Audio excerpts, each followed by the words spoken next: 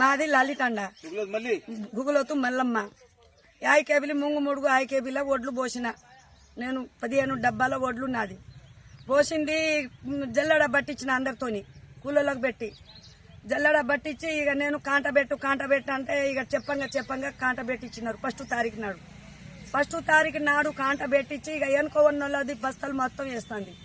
ఏంది శోభ ఏంది ఉమా మరి నా ఒడ్లు ఎన్ని రోజులు ఉంటారు బిడ్డ మీరు, నేను ఒక లేడీస్ను, నాకు మొగ దగ్గర లేనిది నేను గింత ముంగుమడుగు లాల్టాండా నుంచి నేను ముంగుమడుగుకు నేను నడిచి రావాలంటే ఎన్ని రోజులు రావాలా బిడ్డ, నేను దండం పెడతారా, నా బిడ్డలు ఉన్నారు, నేను ఒక ఆడదానికి ఇక ఆలోచన చేసి నా బస్తాలు కాసు రారికి ఎప్పిరారా బిడ్డ అని అన్నా.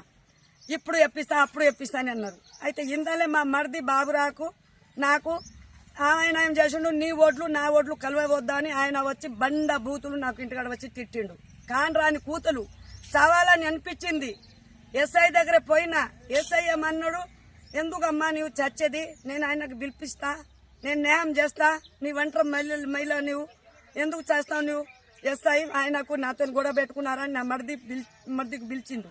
పిలిచి ఎస్ఐ ఏంది ఒంటరి మహిళలకు ఇట్లా తిట్టేస్తాం, అంత అవసరమా నీకు, ఎందుకు తిట్టినావు, నీ ఓట్లు ఏదైనా అంటే ఆయికబులు చూసుకుంటారు, ఆమెకు ఇంటి మీద పోయి కొట్టేది తిట్టేది నీది ఎక్కడదని. ఎస్ఐ ఆయన తప్పైందంట అమ్మ తప్పని అన్నాడు.